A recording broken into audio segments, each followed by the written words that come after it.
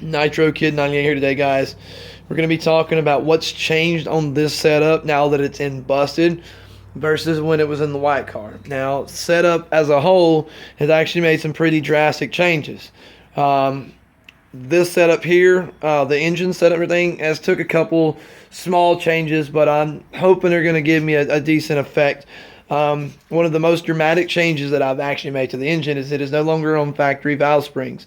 Their Crowler 2 cams are actually now being supported by crane springs with titanium retainers in their crane as well. It has adjustable cam gears. We are not actually using those at this moment. We're going to run this setup a couple of times, and then we're going to probably change a few things. I'm going to degree these cams in. I was going to do it this time, but I don't have my degree wheel here.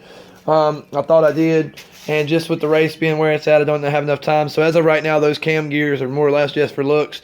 They're dialed up to 0. They're not changed or anything at all. The wastegate is now a tile. 38 millimeter wastegates. It's same size and everything. It's just no longer an eBay. We're running an Aeromotive 1-to-1 fuel pressure regulator. Everything else as far as the motor's no different. The bottom end is still a factory 420A stock bottom end, not modified at all. It's the same bottom end last year that was in the white car when we made a 9.19 second pass, which is a personal best on the setup. I'm still running a factory intake. We actually had the modern performance throttle body on it. I didn't mind it that much, but I didn't get a chance to bore the intake out. My machinist is backed up for like 2 weeks, and the race was about a week ago when I actually was going to have all that done. She still didn't, Busted still didn't make it. There was too many bugs in the car. I was really rushing it and just couldn't get it done in time. And he was backed up, so I couldn't have the intake board out, so I decided not to put that on. We still have it and are going to run it at some point. I don't really know that I need a 60 millimeter throttle body on this. I'm just using it for the idle adjustment that it has right here. I can control where the throttle sits, kind of like that. I like that for the fact that I won't have to run this little manual IAC that I have. Sorry, guys, the shop's a mess. But I won't have to run this manual IAC right here. I'm going to put a block off plate and kind of try to keep from running this guy right here. And I'm going to save that piece for another build. I'll explain that in a minute. As far as the car goes, inside it's kind of dirty. I moved all the stuff over from my truck that I sold, my little Toyota. It's got a Momo racing wheel. I don't know if you can see that.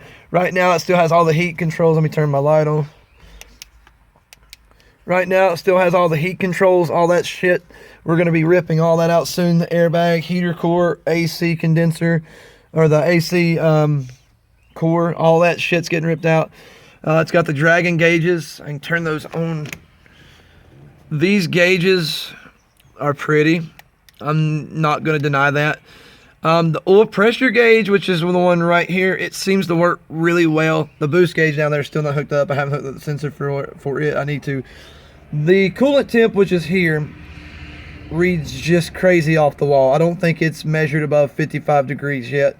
I'm tracing it down right now. Maybe a bad ground. I don't know. But it doesn't work too good at all. The part of this car that has changed drastically is it is now running a fuel cell. That is a 2.5 gallon fuel cell, the one that I did in the video a while back. We got it bolted to the floor, as you can see. The problem that I actually found with Busted is when I cut the donut, where the donut went out, is that it had rust, as you can see right there. It doesn't have a huge amount of rust. It's mostly just back in that area right there. But that's the only rusty area I found, which I thought was going to really make it hard to mount the fuel cell. But so far, it actually hasn't been that bad. You can see how I got it mounted. I ran a grommet there because I knew the hose was going to be running through, and I didn't run one there because the steel fitting's running through. We got a Moroso battery box holding the battery, and it goes to these connectors right here. I have a battery cutoff switch, and then the remote battery terminals that charge it. And then under the car, I got the inline Wally 255 fuel pump, which right now is hooked up to the factory fuel pump connection. So basically, I ain't got to worry about a switch, which we're going to put all that on a switch soon. But that's basically where all that's at. Let's turn these gauges on before I kill this battery. But that's pretty much the setup now as far as that. As far as the slicks go, because this right here is actually going to be a designated drag car. I've got the skinnies on the back, as you can see right there. I've got them on both sides. Just ignore the shop, guys. It's filthy in here. I ain't had a chance to clean it up. Then I don't live right here beside the shop no more. It's a little different. And then I still got the fatties on the front that were originally on that one in the racing video. What I'm about to actually do now is transfer the watt box over to this because I cannot get the DIS2 to work. Since the battery is located in the back, I've tried several ways to get a good power source to it. There's some reason I keep getting the code off the LED blinking that it's a low battery light. I don't know why. I guess because the amount of amps that it needs can't get to it from the battery to here. It loses too much amperage across that circuit. But we're going to try to install the watt box. Hopefully that thing will work. I mean, it worked really great in that car. But and the other thing that's changed on the setup actually is I'm running eBay coilovers. I didn't state that, but we are on eBay coils now. But once we get the watt box put in, I'm gonna get back to buffing this thing. I don't know if you can see it. I've about got it shiny again, at least half-ass shiny. You know, going from that dull right there to right there. I mean, it's getting there. But anyways, guys, it's been Nitro Kid 98. Please like, please subscribe. Check out the Nitro Kid 98 Facebook page, guys. A lot more to come. I actually got a race this weekend. Hopefully, if I can get the watt box installed so I can have a two-step and build boost to the line and launch like a motherfucker, this thing will be there and it will be running. And if it runs, I don't think she's going to lose. The white one last year got all the way to the finals.